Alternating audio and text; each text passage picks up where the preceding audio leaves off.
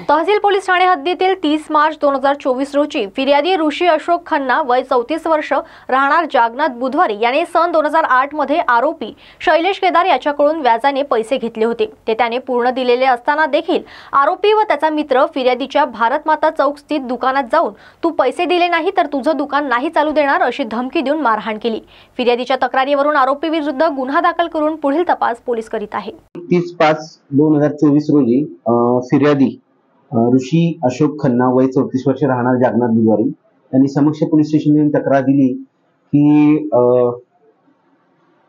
आरोपी शैलेश केदार व त्याचा एक मित्र यांनी त्याला फिर्यादी जो ऋषी खन्ना यांनी सन 2018 मध्ये आरोपी शैलेश केदार याच्याकडून जे व्याजाने पैसे घेतले होते ते त्यांनी पूर्ण दिलेले असताना देखील आरोपी शैलेश केदार व त्याचा इतर एक साथीदार यांनी तो सलून वाले म्हणून जे सलूनचं दुकान आहे भारत माता चौकात त्या ठिकाणी असताना त्याला तू मला पैसे नाही दिले तर तुझं केमिकलचं दुकान नाही चालू देणार अशी धमकी देऊन मारहाण केली होती। तसेच यापूर्वी त्यांनी जे पूर्वी त्याच्याकडून व्याजाने पैसे घेतलेले होते ते पैसे देऊन झालेले असताना देखील वेळोवेळी धमकी देऊन त्याच्याकडून पैसे घेतलेले आहेत। सदर प्रकरणी आम्ही फिर्यादीच्या तक्रारीवरून पोलीस स्टेशनला IPC 387, 323, 504, 506 तसेच महाराष्ट्र सावकारी अधिनियम कलम 39 प्रमाणे एक्स्टॉर्शन आणि बेकायदा सावकारी प्रमाणे गुन्हा दाखल केलेला आहे। सदर गुन्ह्यातील आरोपी जो आहे शैलेश केदार तसेच दुसरा निष्पन्न साथीदार कुणाल उर्फे इंगा दत्तात्रय शेंडे हे दोन्ही रेकॉर्डवरचे आरोपी आहेत। त्यांना दिनांक 1 तारखेला लेट नाईट अटक केलेलं आहे।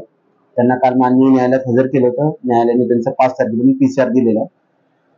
सदरचा गुन्ह्यात पुढील तपास सुरू आहे। यातील जो आरोपी आहे शैलेश केदार यांनी याच्याकडून फिर्यादीने 2018 मध्ये 30,000 रुपये व्याजाने घेतले होते। सदर रकमेचे त्याने व्याज भरून मुद्दलाची रक्कम पण परतफेड केलेली असताना देखील यातील आरोपी हा माझे तुझ्याकडे पैसे आहेत आणि तू मला ते पैसे दे अशी 30,000 आणखी रकमेची मागणी करत होता। 30,000 रुपये रकमेची मागणी करत असताना यातील फिर्यादीने जे जानेवारी महिन्यात त्याला काही रक्कम दिलेली असताना देखील आणखी तो 30,000 रुपये मागत होता। अशाच प्रकारे त्यांनी जर ते पैसे नाही दिले तर त्याला केमिकलचं दुकान चालू देणार नाही अशी धमकी देऊन मारहाण केली। सदर गुन्ह्यातील जे अटक जे दोन्ही आरोपी आहेत त्या दोघांचं क्रिमिनल रेकॉर्ड आहे। हा जो आरोपी आहे हा संतोष आंबेकर बरोबर यापूर्वी गुन्ह्यात अटक देखील होता। तसेच दुसरा जो आरोपी आहे कुणाल शेंडे याच्या विरुद्ध पण प्रतिबंधक कारवाई आणि गुन्हे दाखल झालेले आहेत। याद्वारे मी नागरिकांना एक आव्हानही करू इच्छितो की हा जो आरोपी आहे शैलेश केदार यांनी यापूर्वी किंवा भविष्यातही जर अशाच पद्धतीने कुणाला व्याजाने पैसे दिलेले आहेत आणि त्या पैशाच्या रकमेपोटी अतिरिक्त रकमेची मागणी करत असून काही धमक्या देत असेल काही करत असेल तर तुम्ही पोलीस स्टेशनला येऊन तक्रारी दाखल करा आणि सदर प्रकरणी योग्य ती कारवाई करा।